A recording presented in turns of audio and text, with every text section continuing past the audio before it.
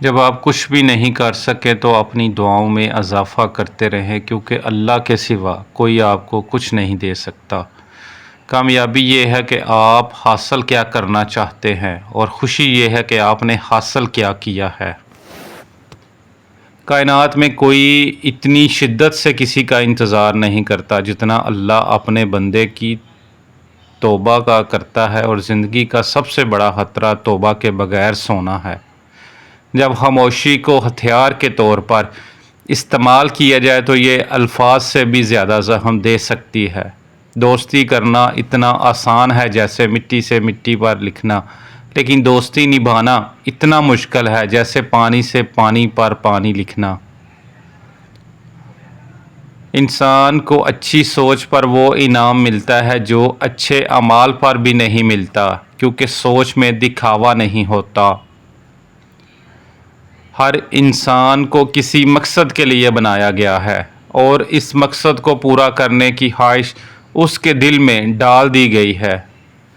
جتنے زیادہ شکر گزار رہو گے اتنی زیادہ وہ چیزیں تمہاری جانب آئیں گی جس کی تمہیں تلاش ہے۔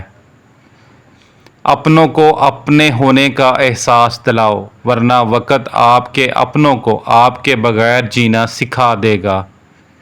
اگر کوئی شخص تمہیں پانے کے لیے اپنی انا کی قربانی دے ڈالے تو ایسے شخص کو ہمیشہ اپنے قریب رکھو۔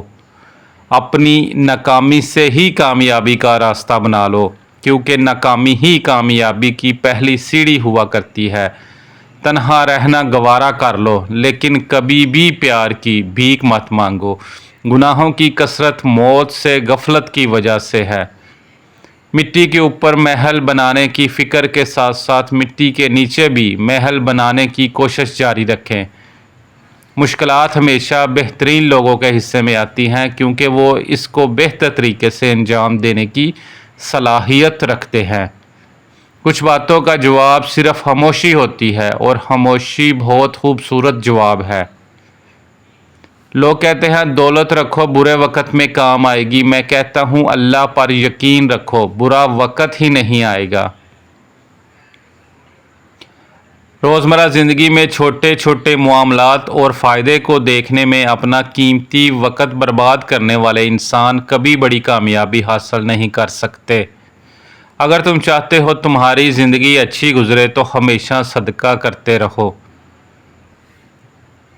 وہ لوگ زندگی میں ضرور کامیاب ہوتے ہیں جو یہ جانتے ہوں کہ وہ کیا کرنے جا رہے ہیں۔